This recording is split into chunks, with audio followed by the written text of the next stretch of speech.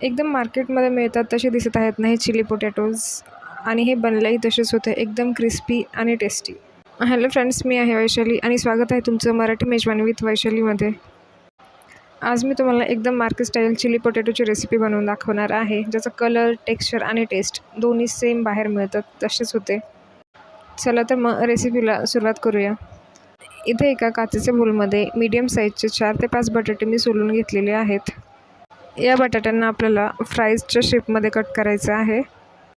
त्यासाठी तुम्ही बटाट्यांच्या ज्या साईड्स आहेत त्या कट करू शकता, म्हणजे एकदम प्रॉपर चौकोन तुम्हाला भेटेल व फ्राईजचा शेप एकदम परफेक्ट येईल. आणि त्या साईड्स तुम्ही दुसऱ्या कुठल्याही डिशमध्ये यूज करू शकता. एवढ्यात मला काही बटाट्याचं बनवायचं नाही आहे, म्हणून मी पूर्ण बटाटे फ्राईजच्या शेपमध्ये कट करून घेतले आहेत.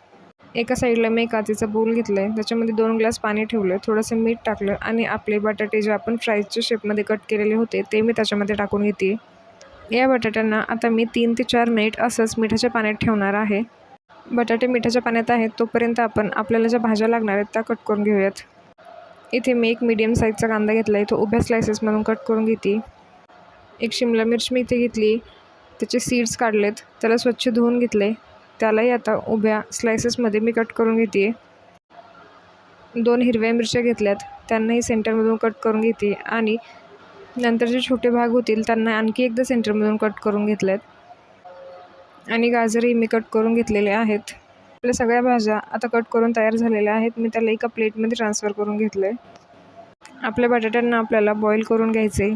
30 to 40% मी त्यांना कुक करून घेणार आहे. मी एका कढईमध्ये 3 ते 4 ग्लास पाणी टाकलेलं आहे. गॅसची फ्लेम मी एकदम हाय ठेवून घेतली. या बटाट्यांना आता 7 ते 8 मिनिट मी हाय फ्लेमवरती शिजवून घेते. शिजवून म्हणजे आपल्याला पूर्ण शिजवून घ्यायचं नाही, आपल्याला त्याच्यामध्ये तो क्रंच आहे तो तसाच ठेवायचा आहे.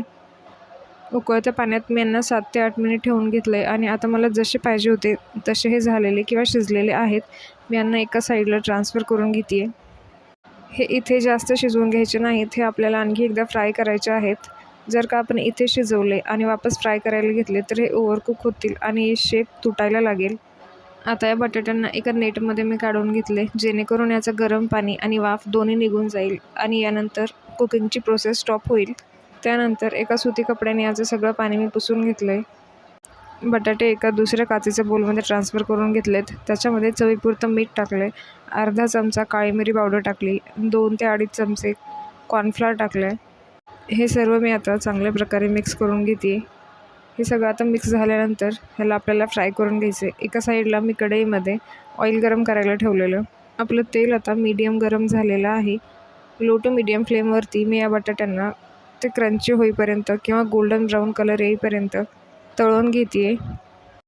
4 ते 5 मिनिट मीडियम फ्लेमवरती यांना तळून घेतल्यानंतर यांचा कलर थोडासा चेंज व्हायला लागेल. कॉर्नफ्लॉवरमुळे याच्यामध्ये चांगला क्रंच येईल तोपर्यंत तुम्हाला हे चांगल्या प्रकारे तळून घ्यायचे आहेत.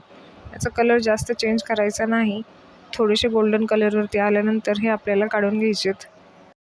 बटाट्यांचा एक बॅच मी तळून घेतलेला आहे. सेम प्रोसिजर फॉलो करून मी दुसरा बॅचही तळून घेते. आता आपलं राहिलेलं तेल मी काढून घेतलं आहे आणि थोडंसं तेल याच्यामध्ये शिल्लक ठेवलेलं आहे. त्याच्यामध्येच आता कट केलेलं लसूण आणि अद्रक टाकलेली आहे. थोडंसं तीळ मी त्याच्यामध्ये ॲड केलं आहे. नंतर आपण ज्या भाज्या कट करून घेतल्या होत्या त्या सर्व एकत्र मी याच्यामध्ये ॲड करून घेतल्या आहेत. या भाज्यांना हाय फ्लेमवरती 3 ते 4 मिनिट आपल्याला टॉस करून घ्यायचं आहे. या भाज्या आपल्याला जास्त शिजवून घ्यायच्या नाहीत, याचा पण क्रंच तसाच ठेवायचा आहे, म्हणजे जेव्हा त्या दाताखाली येतील तेव्हा त्याची टेस्ट खूप छान लागते. 1 ते 1.5 मिनिटानंतर या भाज्यांमध्ये मी आपले सॉसेस ॲड करते.